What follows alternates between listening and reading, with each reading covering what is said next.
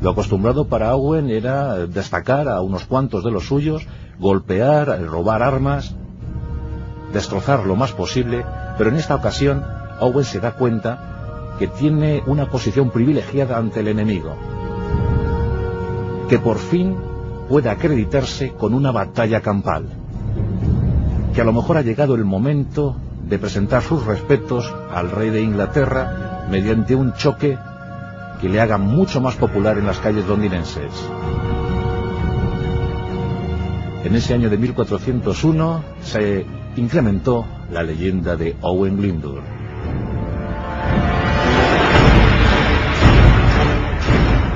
En la formación inglesa se encontraban no solo infantes y caballeros de esta nacionalidad, sino también algunos colonos flamencos aliados del inglés. Y eran unos 1500, una tropa bastante considerable si tenemos en cuenta que frente a ellos solo estaban 400 galeses. Pero Owen Glyndŵr supo posicionar sus tropas de tal manera que la sorpresa se iba a convertir en su mayor aliada.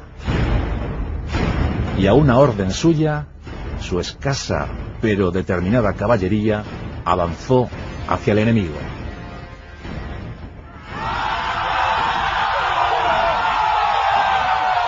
Los ingleses y flamencos fueron pillados de improviso. Los galeses cayeron como fieras, como bestias sobre ellos. Fue, a decir de los cronistas, un choque tan brutal como efectivo. A los pocos minutos, decenas de cadáveres cubrían el valle de Hyden. La jornada se resolvió con 200 muertos por parte inglesa y la práctica totalidad de aquel contingente cautiva de Owen Glyndŵr. Había sido desde luego una gran victoria, una batalla a la usanza medieval, caballos y hombres enfrentados entre sí, y el momento resuelto gracias a la acción decidida de los atacantes. Desde luego, Enrique IV estaba más que ofendido, más que enfadado, y envió constantes expediciones punitivas que no lograron socavar el ánimo libertador, el ánimo independentista de los galeses. Y así el conflicto se fue prolongando durante años. Y gracias, sobre todo, a que los galeses pudieron recibir el apoyo constante de escoceses, irlandeses, bretones, porque sí, los franceses hicieron acto de presencia. No olvidemos que estaban en guerra constante con los ingleses, y cualquier intento de sedición, cualquier revuelta popular en Gran Bretaña era apoyado de inmediato por los franceses. Durante estos primeros años de la sublevación, Owen Glyndŵr recibió siempre los pertrechos, el apoyo económico y acaso las armas y tropas de Francia. En 1403 la situación casi parecía insostenible para Enrique IV. Y por si fuera poco, muchísimos arqueros, los famosísimos, los magníficos y eficaces arqueros galeses que servían en el ejército inglés, se pasaron en bloque a la revuelta encabezada por Owen Glyndŵr y los suyos. De ese modo, aquellos niños de Owen, aquellos muchachos adolescentes que acompañaron a Owen en los primeros años de combates, pues ahora ya eran consolidadísimos guerreros, grandes profesionales y encima reforzados por tropas profesionales del propio ejército inglés.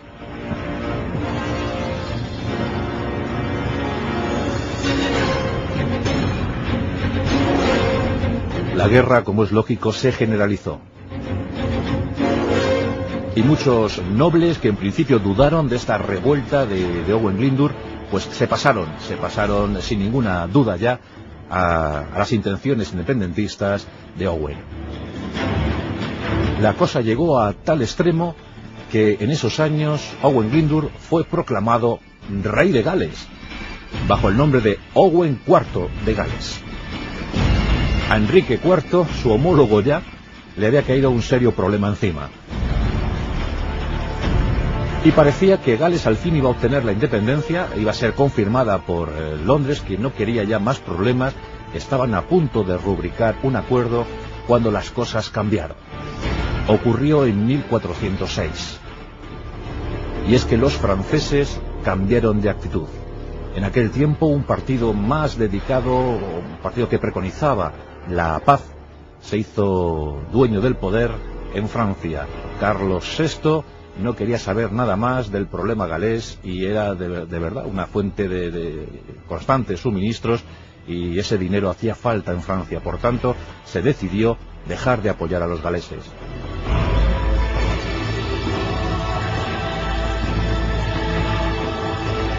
Eso constituyó un serio varapalo para los intereses de Gales y de Owen Glyndŵr. ¿Qué ocurriría? ¿Qué pasaría desde entonces? Llevábamos 6 años de guerra y miles de muertos en uno y otro bando. La guerra parecía abocada a un fin, y desde luego con escasos augurios, buenos augurios para los galeses. Desde ese año de 1406, Gales se dedicó solo a resistir. Ya no avanzaban, ya no atacaban, no tenían apenas fuerza suficiente para contragolpear, para restañar heridas. La mortandad se hizo extrema y los intereses de Owen IV estaban en serio peligro. Y por si fuera poco, algunos de sus hijos, tengamos en cuenta que Owen Glyndŵr, como buen galés, tuvo una numerosísima prole, no menos de 13 vástagos, 13 hijos, pero alguno de sus hijos cayó prisionero en la batalla o en alguna detención masiva, porque desde luego Enrique IV fue terrible en ese sentido. Cada vez que intuían un apoyo, incluso si eran pues religiosos, pues la verdad es que las tropas inglesas llegaban a la aldea galesa de turno y la arrasaban.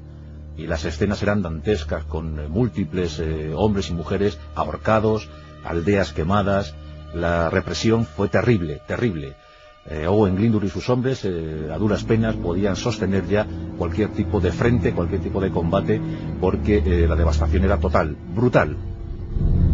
Y en estas detenciones, en estas capturas, pues algunos de los hijos de Owen cayeron presas de los británicos, de los ingleses, y 2 de ellos en concreto, pues acabaron en la Torre de Londres, donde fallecieron.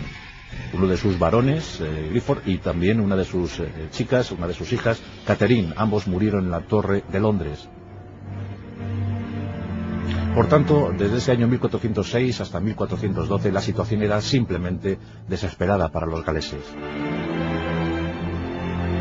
Owen iba envejeciendo, estaba cansado de tanta guerra, de tanta huida. Los trovadores hablaban de él, sí, era un hombre popular, un hombre querido, pero estaba perdiendo a sus hijos, perdía a sus vecinos, a sus muchachos. ¿Tenía sentido aquello? ¿Merecía la pena seguir resistiendo? Finalmente, la situación ya se tornó irresoluble y en 1412 se pierde la pista para la historia de Owen Glyndŵr. Y no sabemos qué ocurrió, qué fue de él. Lo cierto es que jamás fue capturado, y eso que Enrique IV puso precio, y un altísimo precio, a su cabeza. Pero no le pasó lo mismo que al infortunado William Wallace, que fue víctima de una traición, arrestado y despedazado tras esas torturas terribles a las que fue sometido en Londres. El libertador escocés tuvo un pésimo final. Pero Owen no fue jamás capturado. Y eso, como os podéis figurar, incrementó, elevó hasta los cielos una leyenda formidable. Decían de él que era un hombre místico, un hombre supersticioso. Incluso el propio William Shakespeare, en la obra magistral Enrique IV, llegó a decir: era un hombre brutal, era un ser salvaje, proveniente de las montañas infernales. Un hombre rodeado siempre por esa aura mágica.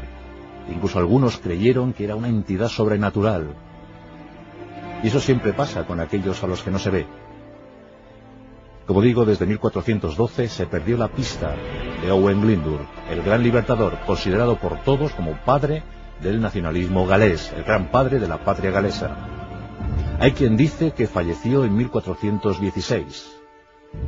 Se había refugiado en la casa de una de sus hijas, Alice, y que allí, de forma secreta, todo el clan de los Glyndŵr estuvo custodiando el sepulcro de su líder, de su gran magnate, de su gran cabeza visible, y que así, de esa guisa, permaneció durante siglos.